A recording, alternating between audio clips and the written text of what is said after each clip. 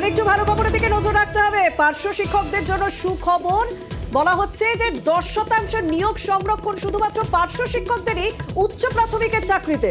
আমাদের সঙ্গে সরাসরি রয়েছে প্রতিনিধি অর্ণব।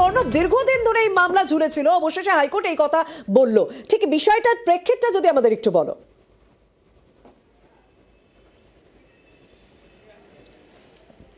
দেখো, এই রায়ের গুরুত্ব হচ্ছে এখানেই যে একটা নিয়োগ প্রক্রিয়া 2016 সালে শুরু হয়েছিল, 2017 সালে যার ফল প্রকাশ হয়।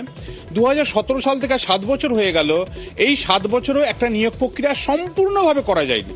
অর্থাৎ একটা নিয়োগ প্রক্রিয়ার কিছুটা অংশ থমকে ছিল কলকাতা হাইকোর্টের নির্দেশে, স্থগিতাদেশ থাকার কারণে। এবং এই উচ্চ প্রাথমিকের নিয়োগ, যেটাও এসএসসি করেছিল, অর্থাৎ 8ম শ্রেণী পর্যন্ত উচ্চ প্রাথমিক বিদ্যালয়ে শিক্ষক নিয়োগের কাজ, সহকারী শিক্ষক নিয়োগের কাজ, সেখানে 10% আসন 14,339 শূন্যপদ ছিল। তার মধ্যে 1433 শূন্যপদের নিয়োগ আজ পর্যন্ত হয়নি। নিয়োগ প্রক্রিয়া কিছু এগোয়নি। সেই নিয়োগ প্রক্রিয়া এগোনো সবুজ সংকেত দিল এবং 14,339 শূন্যপদেই এবার নিয়োগের জন্য সবুজ সংকেত দিল বিচারপতি মৌসুমী ভট্টাচার্য।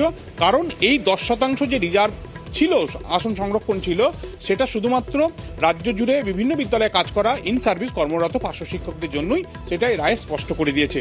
কিন্তু আমি আবারও বলছি, 2016 সালে 5টা নিয়োগ প্রক্রিয়া হয় এই রাজ্যে, এবং এই 5টা নিয়োগ প্রক্রিয়া গ্রুপ ডি, গ্রুপ সি, নবম দশম উচ্চ প্রাথমিক এবং একাদশ দ্বাদশ 4টে প্রক্রিয়া হয়ে গেছে। সেটা নিয়ে ডিসপিউট আছে, সেটা আলাদা বিষয়। কিন্তু এই উচ্চ প্রাথমিক নিয়োগ প্রক্রিয়ার একটা সম্পূর্ণ অংশ করাই, 1433 শূন্যপদে নিয়োগ প্রক্রিয়া করাই যাচ্ছে না, তাদের ইন্টারভিউ নেওয়াই যায়নি বা তাদের কাউন্সিলিং করাই যায়নি ডিভিশনের সবুজ সংকেত দেওয়ার পরও।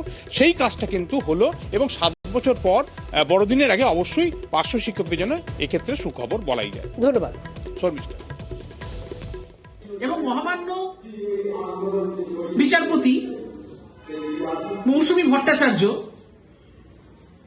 প্যারা টিচারদের পক্ষে এই রায় ঘোষণা করলেন এবং রাজ্য সরকারের পলিসি সেইটাকেই উনি মান্যতা দিলেন।